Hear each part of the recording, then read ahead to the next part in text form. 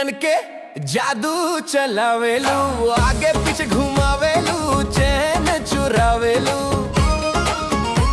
घूमे से मन न थमे, हाय रे मोर, मुस्की मारी जान ले जालेलू गोर।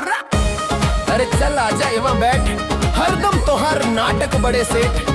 राजकुमारी बनके आई हूँ, हमके खटारा समझ के ठठाई हूँ। मीठ मीठ सपना में खो गई नी, सुंदर सुंदर महल सजो गई नी।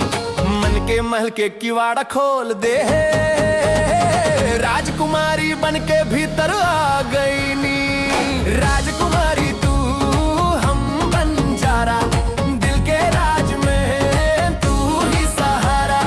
नवा नवा रंग तो है दिखाई, गांव शहर सारी दुनिया घुमाई। मोहिनी नैनन के जादू चलावेलू, चैन चुरावेलू।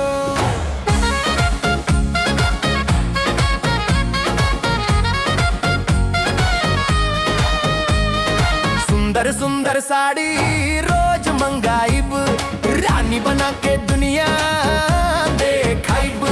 सूट बूट में हीरो बन जाइब, सिंहासन पे बैठ के राज जमाइब।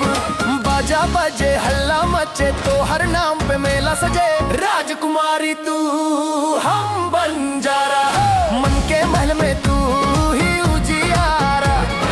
जितना पाव बोत न घुमाई, चारों दिशमया फूल खिलाइब। आगे पीछे भीड़ लगी रही, सेलिब्रिटी जैसन जिंदगी बिताइब। हर सपना संग संग पूरा करब, ई वादा साच दिल से करब। मन के किवाड़ा खोल दे, राजकुमारी बनके भीतर आ दे। राजकुमारी तू हम बंजारा, मन के महल में बस जा सारा। राजकुमारी मन के महल के किवाड़ा खोल दे, राजकुमारी तू हम बंजारा, तू ही सहारा। राजकुमारी मन के महल के किवाड़ा खोल दे है। राजकुमारी हम बंजारा, तू ही सहारा।